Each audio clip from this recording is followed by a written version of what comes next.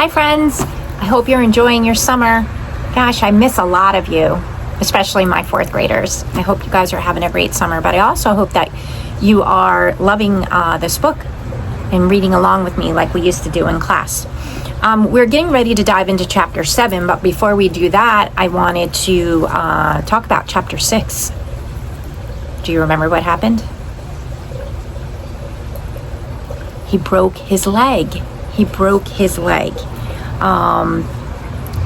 Peter was on his way, kind of taking a shortcut to try to find Pax. And remember, he stepped in the mud and then he got his leg caught in a root and broke his leg really bad, where he can't even put pressure on it. And nightfall is coming. And here's the wonderful thing, I guess, about this book is that now we're done. And we have to wait a whole nother chapter to find out what's happening with Peter, because now we're back to Pax.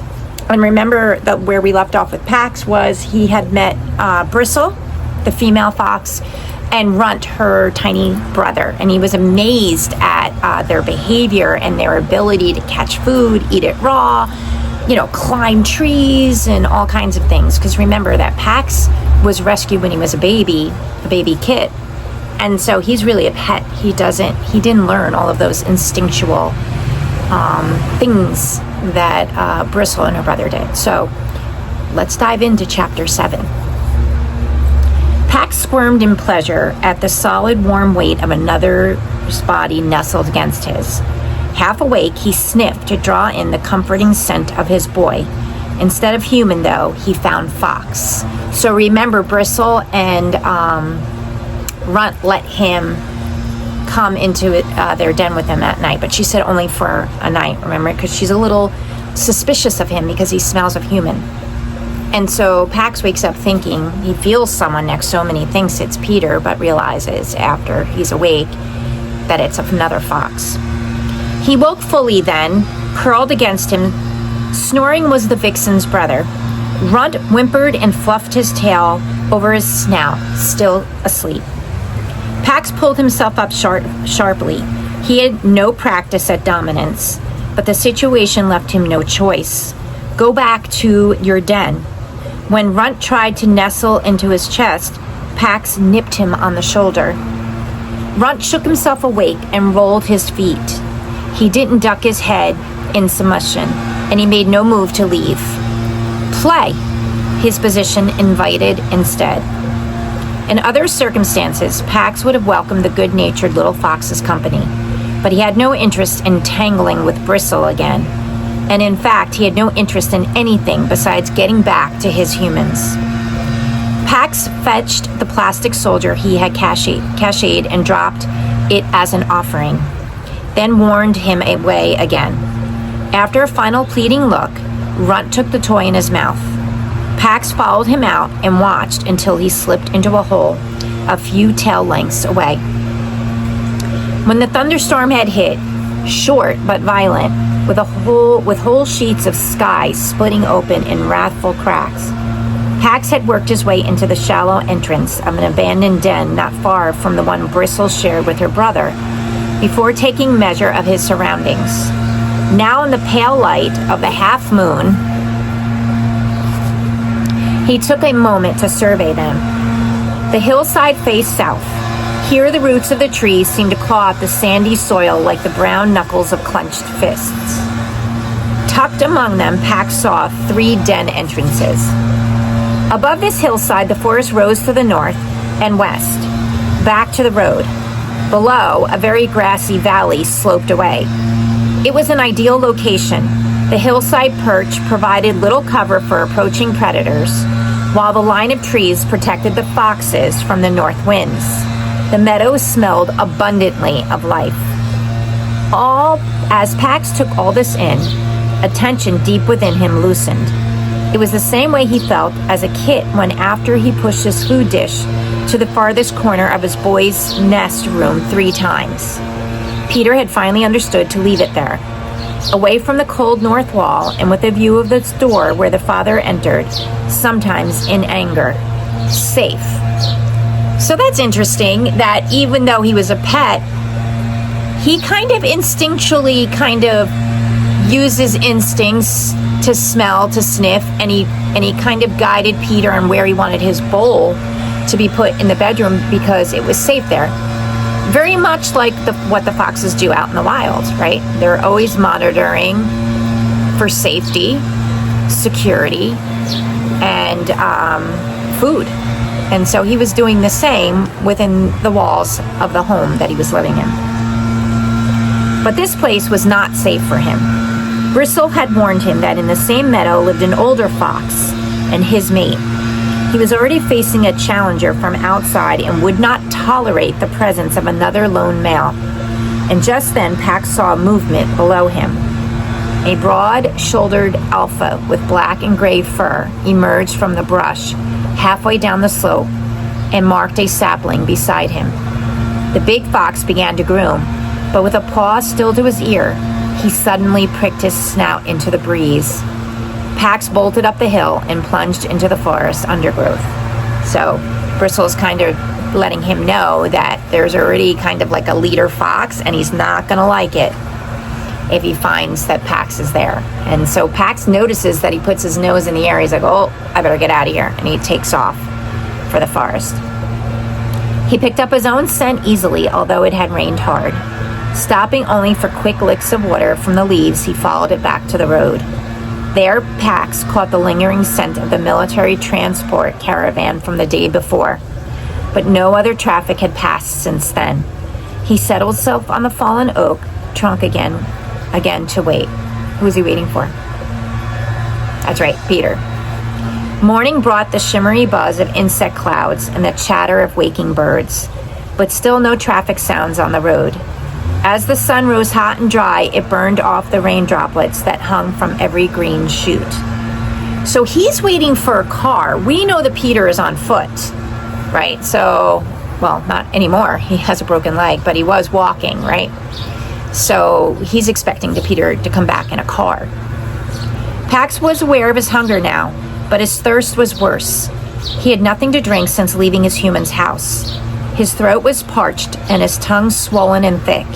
He felt dizzy whenever he shifted his position. 100 times, a thin scent of water drifted past him, but he never considered abandoning his post or its promise.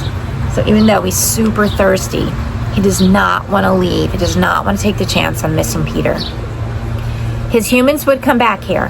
He dug his claws into the wood and strained for the sound of a vehicle on the silent road. An hour passed, and then another. Pax dozed and woke and remembered. Dozed and woke and remembered. And then the wind brought news of something approaching. A fox. The same male he had seen earlier, the one Bristle had warned him about. The fox's gait was deliberate, showing neither hesitation nor wasted energy. The way his grayed coat draped his frame announced that he was old. As he drew close, Pax saw that even his eyes were clouded with gray with age. And after offering his scent, Gray settled himself on the grass beside the fallen trunk. He made no move to elevate himself, indicating that he meant no threat. You carry the scent of humans. I lived with them once. They are approaching. A sudden hope rejuvenated Pax. Have you seen my boy? He described Peter. So I love how they talk to one another, right? Are they really talking? No, but it's kind of, through, I guess, their mind or whatever. I like how the author is like kind of describing that they're picking up on each other. But Gray had seen no humans at all since the time he had lived with them in his youth. And that was in another place. A dry, stony land of long winters and low sun, distant. The approaching humans are coming from the west. They are bringing war. The crows who have seen them do not describe any youth. The news weakened Pax. He swayed and nearly lost his grip on the trunk. You need water. Follow me. So interesting couple developments that are happening, right? So this fox that he was afraid of and that he ran from and that Bristle warned him about actually is a nice fox. He's older and he's saying to Pax, you need water. Come with me. He also tells Pax that humans are in fact coming, but it's not the boy. It's soldiers bringing war. Pax Pax hesitated. His humans could come at any time, but his need for water was urgent. Is it nearby? Can I hear the road from the water? Yes, the stream passes beneath the road. Follow me. Gray's manner, confident but not threatening, calmed Pax. He dropped from his perch and followed. Soon they came to a deep gash in the earth from which rose the scents of water and of things that grew in rich mud.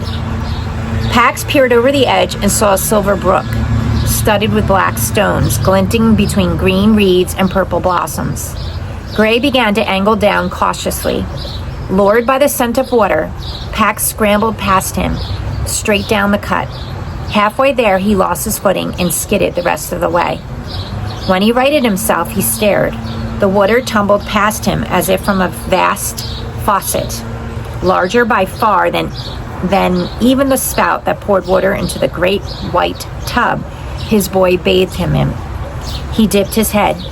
The water was cold and tasted of copper and pine and moss.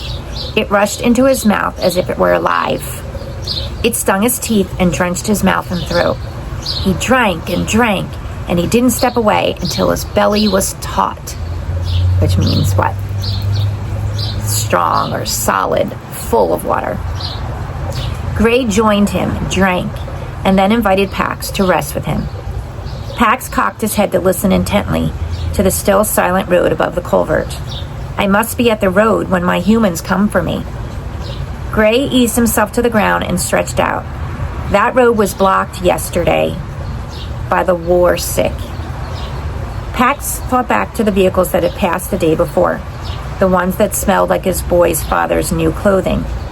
It was true that the road had been unused since then, but it didn't matter. My boy will return for me there. No, the crows report this. The road is closed. Pax paced from stone to stone, thrashing his tail as he worked the puzzle. The answer came. I will go to my boy at our home. Where is your home? Pax circled to be sure, although there was no question. He felt the pull of his home strongly from only one direction, south. Gray did not seem surprised. There are vast human colonies there. When the war sick arrive here, my family will have to move nearer to those colonies or go north, into the mountains.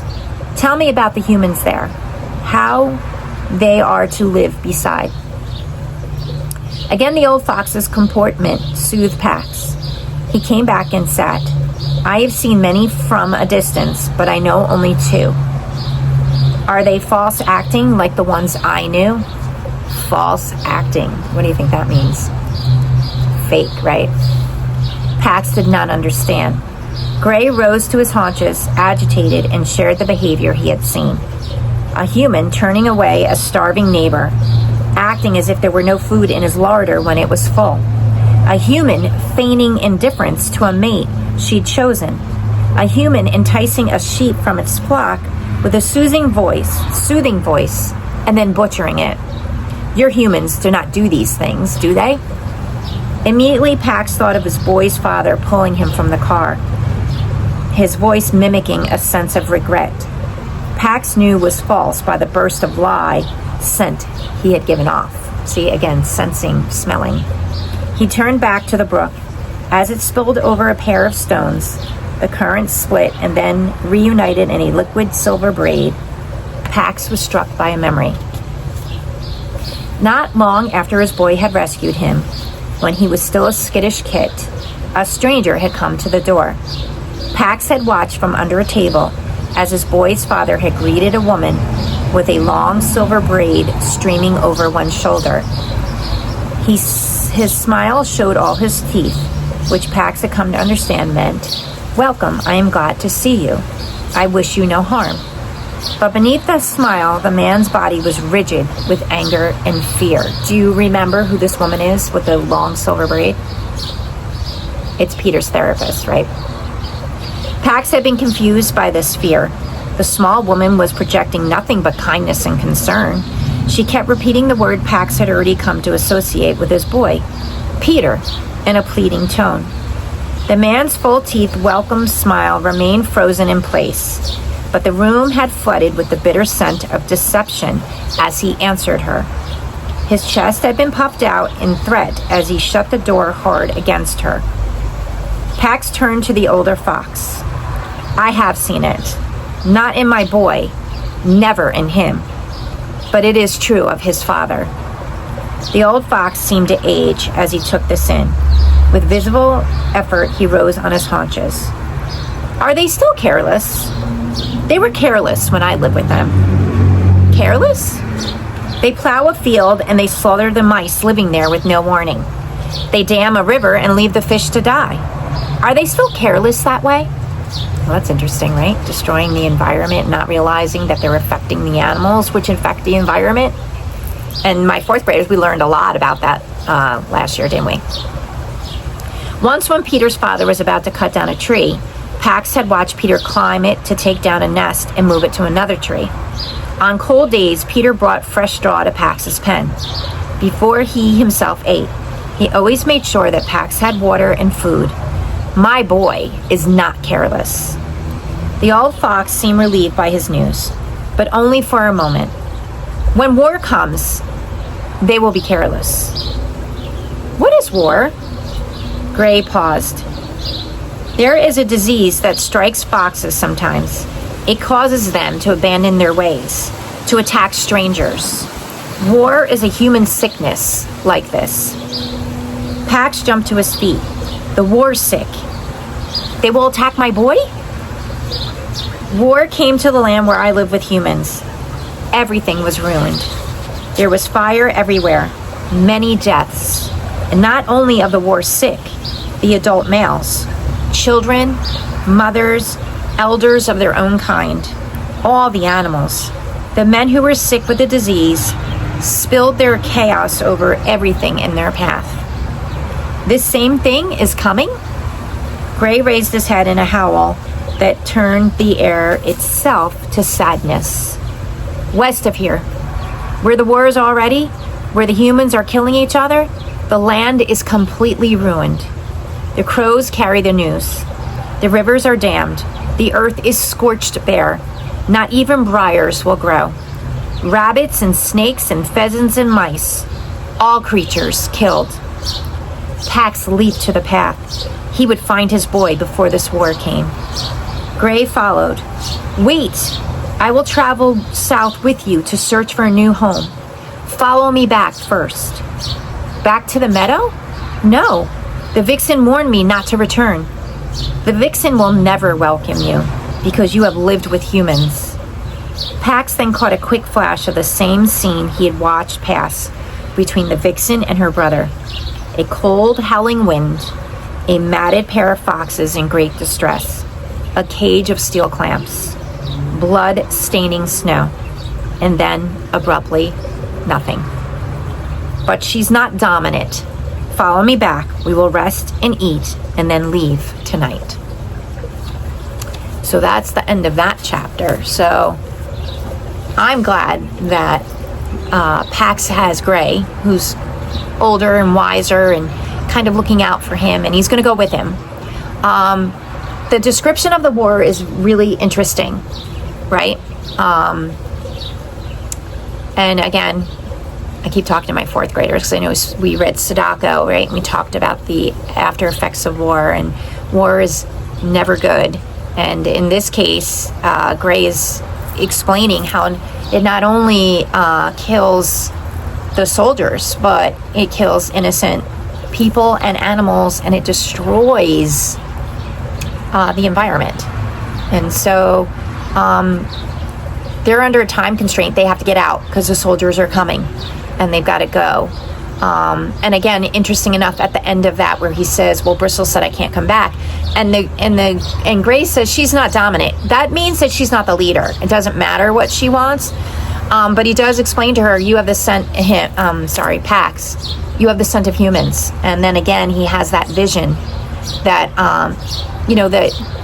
it's like he's describing a trap, and that was set by humans, and her parents were killed. It seems it's got to be because they're not around, and blood in the snow, and she does not like humans. So that's it for chapter 7. Now, in tomorrow's reading, we will get back and see what on earth is going to happen now with Peter. What is he going to do? He can't walk. He can't walk. We left him kind of there in the wilderness. So we'll chat tomorrow. Have a great night. Bye.